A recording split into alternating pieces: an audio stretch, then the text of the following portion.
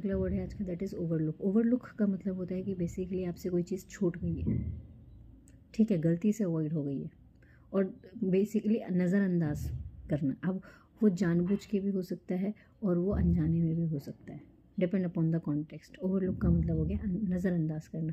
सो क्या किया आपने, अवॉइड किया, आपने इग्नोर किया। गिव कोल्ड शोल्डर कह सकते हैं, टर्न द ब्लाइंड आई कह सकते हैं, टर्न द डेफ ईयर कह सकते हैं आप इसके लिए। ओके, कोई चीज़ जो है आपने नेग्लेक्ट कर दी कह सकते हैं, ओमिट कह सकते हैं इसके लिए। हमारा जो नेक्स्ट वर्ड है आज का, दैट इज़ इरोजन।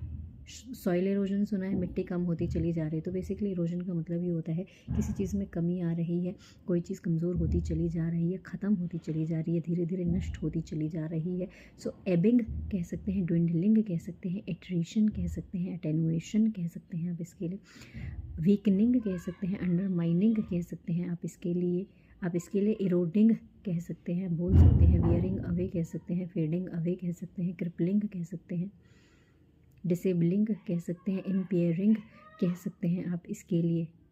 आप इसके लिए बोल सकते हो, एट्रीशन एक वर्ड होता है, बोल सकते हैं एक तरीके से, डिमिनिशिंग बोल सकते हो, रिड्यूसिंग कह सकते हो, डिक्रीजिंग कह सकते हैं आप इसके लिए।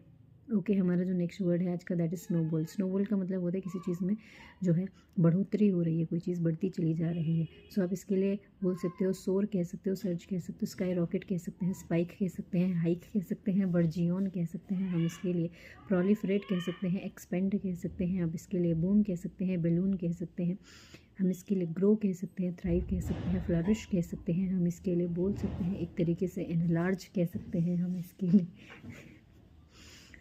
हम इसके लिए एनलार्ज कह सकते हैं, एस्केलेट कह सकते हैं, हम बोल सकते हैं एक तरीके से ऑगमेंट कह सकते हैं इसके लिए। ओके, हमारा जो नेक्स्ट वर्ड है आज का, दैट इज़ अनहिंज्ड। देखिए, हिंज का मतलब क्या होता है, हिंज का मतलब होता है किसी चीज़ पर डिपेंड करना, एक तो ये होता है। दूसरा मतलब होता है दरवाजे के जो कब्जे होते हैं जिस पे वो दरवाज़ा टिका होता है ना, एक मतलब वो होता है।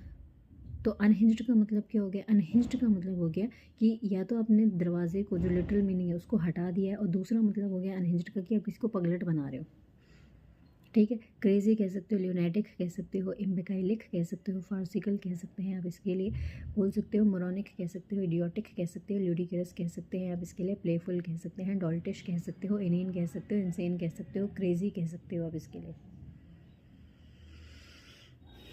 ओके जी।